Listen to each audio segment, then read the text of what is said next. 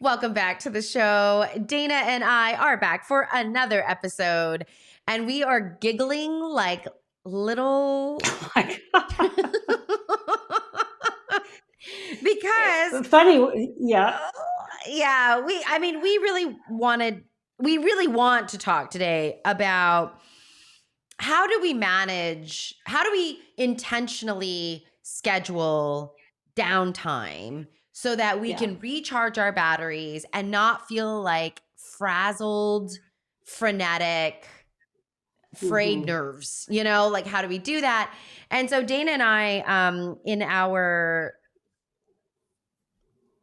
You've heard the phrase laughter is the best medicine, right? So I sent Gwen a meme that I saw on Facebook that made me LOL. If you will. So we're just gonna put this meme up for those of you who are in video lands. And let's say you're just like listening to this through your ears, but you're watching this on video on our YouTube channel. I would just tell you to maybe take a little peek at the screen because Dana and I, this is not very PG, everybody. I think it's hilarious. Yeah. But Dana and I have a very funny sense of humor. And so it can move in this direction. Dana, would you like to introduce this meme? I would love to. So for those of you listening while you're driving or something like that, or maybe you're like at your really serious grandmother's house or something, it's a picture of, it says why you don't put Christmas lights on palm trees. And it basically looks very phallic. The phallic thing has a head on the top, and then there's lights coming out the top, and you can imagine what that looks like. Dana and These are the kinds of things like under one frame, they look fine. And under another frame, you're like, oh my God. Oh my God. Oh, God. I think if you saw it up close, like if you were just like right next to the palm tree, you'd only see like the bottom of it and it wouldn't be a big deal. But heaven forbid you step back and take a look at the big picture.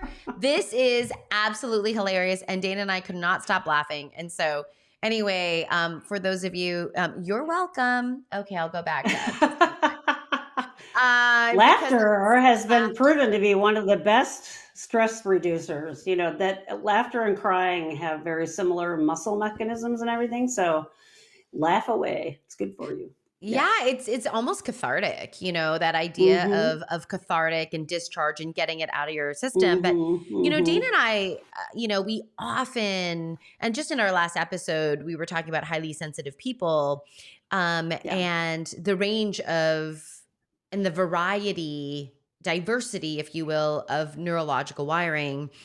But, if you are a highly sensitive person, or you're autistic and have sensory sensitivities, or you're an introvert who, gains your recharges when you're alone, because that's what I think. Because I hate that introverts get a bad name. Introverts, people are like, just don't like people. And it's like, no, that's not it. I get my energy by being alone, right? Yeah. Or there's like some attentional things like ADHD. There is a necessary need to plan downtime. It is critical in the well-being of yourself to do that. So Dana and I there's a old movie that I love called The Big Chill. And there's a scene in there where one of the characters is just describing to the other one about how she never gets any time alone. And she says, oh, remember those rats we studied at university that went crazy when they had no alone time? And so, this is a really well established fact that if you withdraw or disallow an organism from having downtime, it actually dies. I mean, you can, again, I mentioned this in the last episode, they use this for torture. Never let someone have that quiet space, and your system can become so stressed out that you actually die. There are studies that show that if you do that but allow some rest, cancers develop more. And that was sort of first identified in the 80s. We didn't really know why. And now we know it's that immunoresponse. Your body just never has time to sort of regroup and fight off things that are there. We know that everybody has cancer cells in them. It's a matter of how much your body keeps them in check.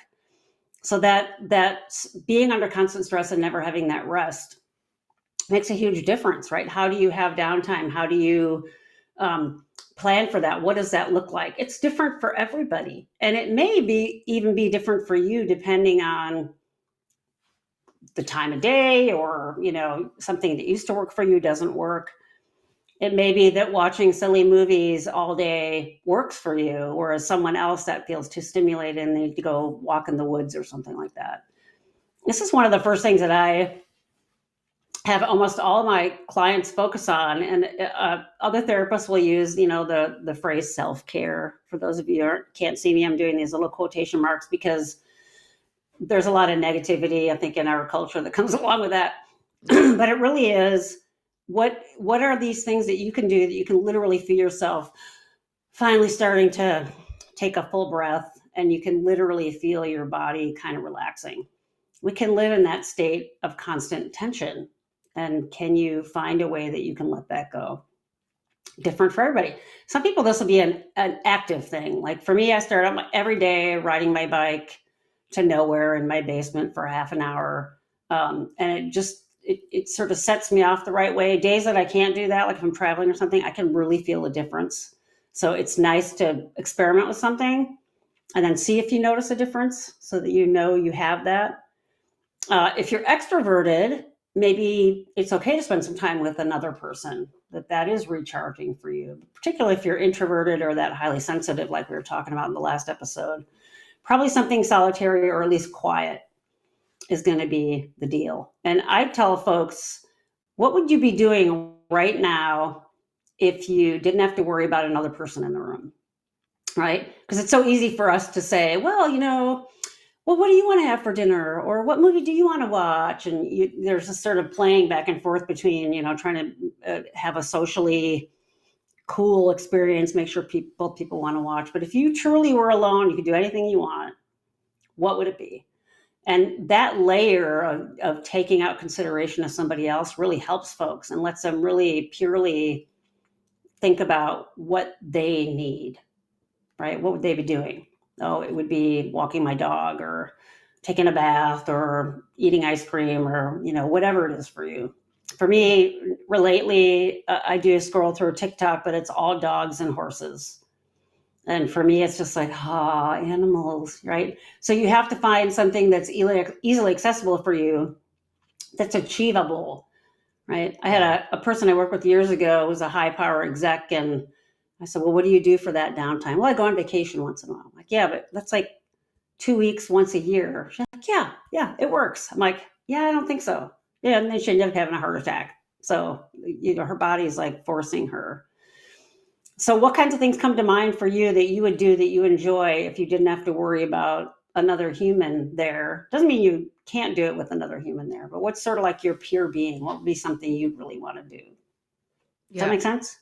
Yeah, no, totally. The first step, I think, is kind of going back to that idea that that the recovery is necessary. We're not, you don't need to be a superhuman. And I know that gets caught up in those the words of like success, achievement, climbing the ladder. I mean, and maybe I'm speaking more to people in our kind of generation, Dana, because I know like the anti-hustle, like the Zoomers are not into the hustle culture right now. Yeah. And they're kind of swinging the pendulum back in the way that we think about things. But the idea that it is necessary for everybody to recover and recharge their batteries in their way, but that's necessary for everybody. And absolutely. That I think depending on how sensitive you are to your environments is maybe a way. And so maybe instead of us thinking about it through time management, thinking about it through energy management. How do you manage your energy? It's not necessarily about time, because if you did really difficult things, but you did it within the time period of the day, you're done. Like, you're not going to be really great tomorrow. I mean, I'm maybe right. people are able to do that, but the idea of energy management, how do you recharge that battery? So I don't know. I think just being able to sit down and reflect on yourself and just one, accept that's the way Mhm. that human beings work. And then two, what works for you. And so I love that. Yeah. Like if I didn't have any, if I ask my clients this, like, what's your idea of an ideal day? The best day Ah, there you go. ever. Like Yeah. describe your Yeah. best day ever to me, and Right. usually Hmm. there's an essence of, recharging there for them. Right. Right. Yeah. I like that idea because it's more like feeding the meter, right? Like what gets that meter in a place that's good for you. Feeding the It doesn't meter, necessarily. Dana, how many, Yeah. if we think about our audience, it's like, does some of our audience know what a meter is? Know what a meter is? Probably not. So yeah. Well, Because although like if you go park somewhere, now you do it on your phone app and you say, okay, I'm going to be in there an hour, but maybe you need more time. So you go on there and you add I more know, I time. just love it. Right. Sorry. Yeah. Yeah, yeah. I love that idea though, that you're talking about energy management because you can do something that really doesn't take that long and it can totally recharge you. And then there may be other things that you need a lot of time for. And that can vary. Something that has recharged you before could become, of course, a source of stress another time. It doesn't mean that thing isn't something you enjoy. It's just whatever else is going on in combination, it feels like another have to, and it isn't something that's going to be grounding for you, right? I Yeah. hate cooking. I can cook. I'm a good cook, but I don't enjoy it. My wife will go into total Zen mode cooking, which is great, right? But not for me. So you have to ask, what would be your perfect day? What would be Mm-hmm. something you would do, and maybe even your perfect days, so that you have more than one thing. I Mm-hmm. would love to go to the warm beach, but I don't live near a warm beach. So are there other ways I can do that or other things I can do that would help along those lines? Right? Yep. Yeah. Yeah, no, I Yeah. love that. And I love the idea of accessibility to be able to Yeah. access it. Cause you're right. Like the 2 weeks or even the 1 week. I mean, I don't even think people sometimes take 2 weeks of vacation a year, but the 1 week of Hmm. vacation a year, let's just say, is not recharging you on a regular basis. Like you can't recharge a battery once a year. Good point. Yeah. Yeah. It's too limited. It doesn't impact everything else. I'm thinking of the the pandemic. So a lot of folks that I know who are autistic or introverted, aside from the whole I don't want to get COVID and die thing, which was stressful, Yep. a lot of folks that weren't good at taking breaks and resetting did better because they weren't in that go, go, go culture or just weren't getting stimulated because they literally couldn't be in those environments. And those are folks that are really suffering now as, systems are wanting them to come back and be exposed to more things. And I love a story that one of my clients told who is fairly extroverted, stayed home through all the pandemic. And then the first time he had to fly somewhere, he went to the airport and he's like, oh my God, there's too many people here. And it wasn't even that crowded. And normally he thrives on that. He's just like, what's happening? So to me, it was a good example of how brains are malleable. We do get used to certain states. And then when it changes all of a sudden, even if it's a return to what it was, we were in that place long enough with COVID that became the norm, right? And lo and behold, we're finding this huge workforce resistance to going back to physical spaces for it because people like the freedom with it. But I think they also just like the less sensory stuff, and you don't have to drive somewhere and commute and all that kind of stuff. Not that there aren't negatives of doing everything online. That's stressful too. Yeah. But if you can use these scenarios to learn about yourself and notice your energies, right? I spent a lot of my early 20s just driving it, not paying attention to my energies. And once I started to, I'm like, oh my God, what am I doing? Right? Yep.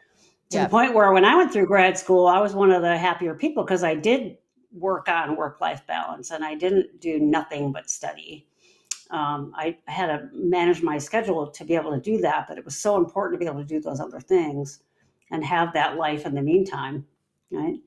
And you bring up a really good point. This culture can be about driving it, but there also is this weird badge of bravado and goodness if you sacrificed yourself for the other person.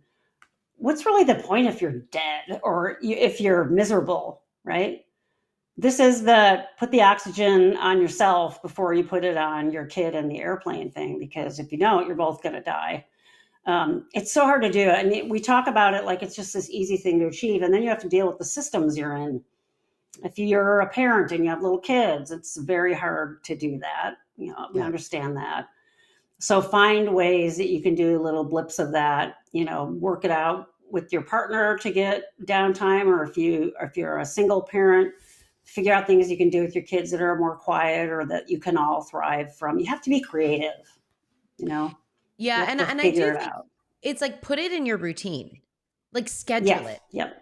Make it part of your routine so that you don't have to use any bandwidth to even think about doing it. Yeah. Like, you were talking about now for you hopping on your bike, right? In your basement. Yeah. Is it part of your routine? You don't really think about it, but when you aren't able to access it, you notice the difference. For me, it's like walking my dog early in the morning, outside and getting that sun and that air, on my skin and my face. Like, even if it's for 10 minutes, it makes a huge difference, I think, for me. And when I don't do it, I notice things, You know what?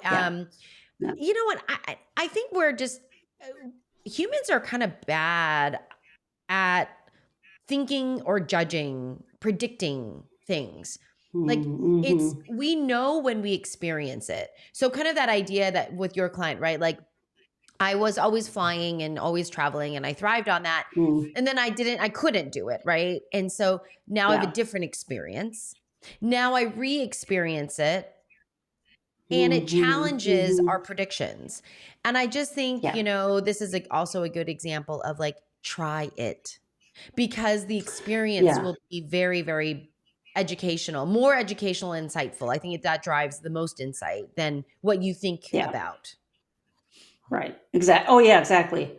And this idea of kind of resetting things, but sometimes you have to do something long enough to experience that reset as well, right? It sort of is like if you're eating something that tastes really good, it's always the first few bites that are really, your brain is like, oh, I can really taste the flavor. And then if you notice after the third or fourth bite, you don't actually taste it that much. Your brain is like, okay, my taste buds are saturated. My brain has figured out what this is. And now I need to pay attention to something else. And there's all kinds of research that shows how that could satiate. That's that same kind of thing that we're talking about, that something that works for you before might not work now. And really to have a bunch of things at your disposal that you can use and change them up so that they do work, or do them routinely so they always work, but do them in those small doses so that you don't get satiated and you're just doing it mindlessly without getting anything from it. And again, notice how you feel. If you could take an inventory of how you feel before you leave the house to walk your dog, and then you feel that right after you get back in, I don't doubt that you'll notice different things, like you're breathing deeper, or you just have a different outlook, or whatever it is, that time outside, you'll notice a difference, right? Yeah. But it has to be something that's accessible, something you can do. Yeah. Yeah. So some big tips here would be take an inventory. Like just take a moment.